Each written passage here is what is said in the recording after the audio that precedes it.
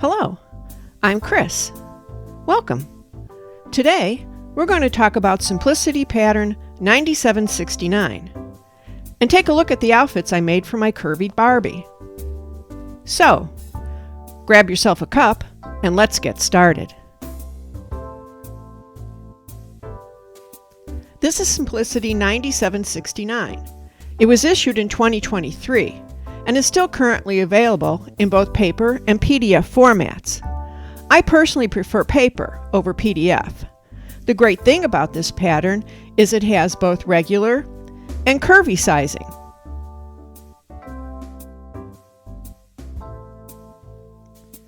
This pattern has 13 clothing items, 2 long dresses, 4 short dresses, 1 overskirt, 1 top, 1 coat, 1 jacket, 1 vest, 1 pair of pants, and 1 pair of shorts.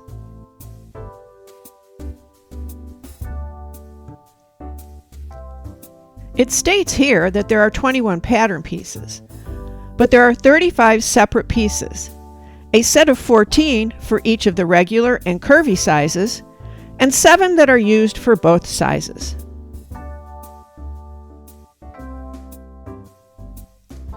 Several of the pattern pieces are also dual duty for long and short garments, mainly the dresses and jackets. I would suggest tracing copies of the short versions on tissue paper, which will give you 13 more pattern pieces for a whopping 48 individual pattern pieces. Also, trace your copies before cutting the pattern out, and be sure to mark all of your pieces with its pertinent information, such as pattern number, piece number, size, and so on. And some of the original pattern pieces may not be fully marked either, so check them before cutting. I know it seems like a huge task, but you don't have to do it all at once. If you want to make dress C, just prep the pattern for dress C and leave the other pieces uncut. Trust me, remember to mark your new pattern pieces.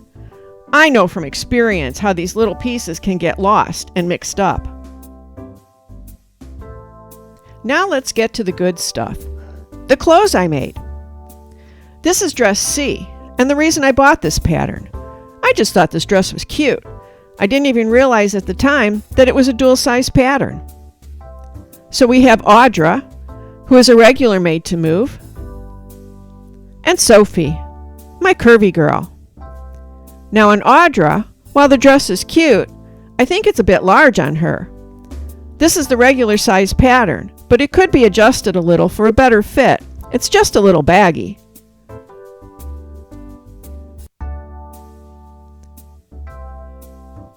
I think it looks much better on Sophie, aside from my wonky strap placement. I think it fits her really well. I can see making more of these for her. It's really a cute dress. Here is dress C again. The same dress, minus all the floof. I used ribbon for the straps and left off the hem ruffle. And just like that, we have a nice, simple, classic dress, making it a very versatile piece. Made in several colors, it can greatly expand her wardrobe. Here's Sophie in the pants and a top made from dress pattern C. I'll explain how to make the top later, but first, let's take a look at these pants. The pants fit her extremely well, without any adjustment. And the cuff is a very nice detail. I'll definitely be making more of these pants for her.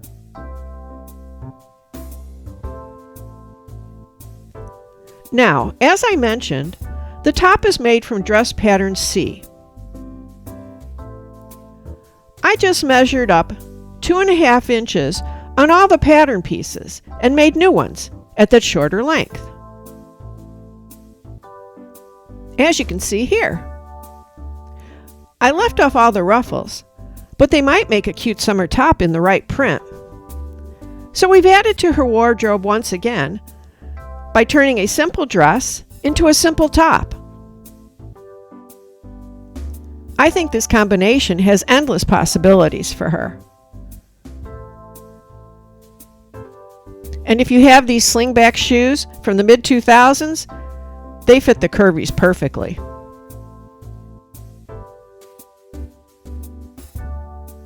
This is my favorite outfit on Sophie.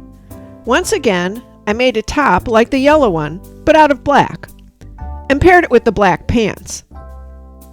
I bought this small multicolored plaid just to make this long coat. I love how it turned out, and it looks so good on her.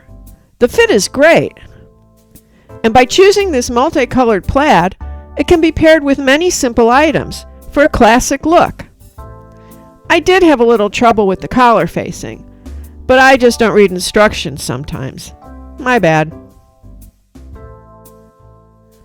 There are a few items on this pattern that are made with knits. These dresses and this top.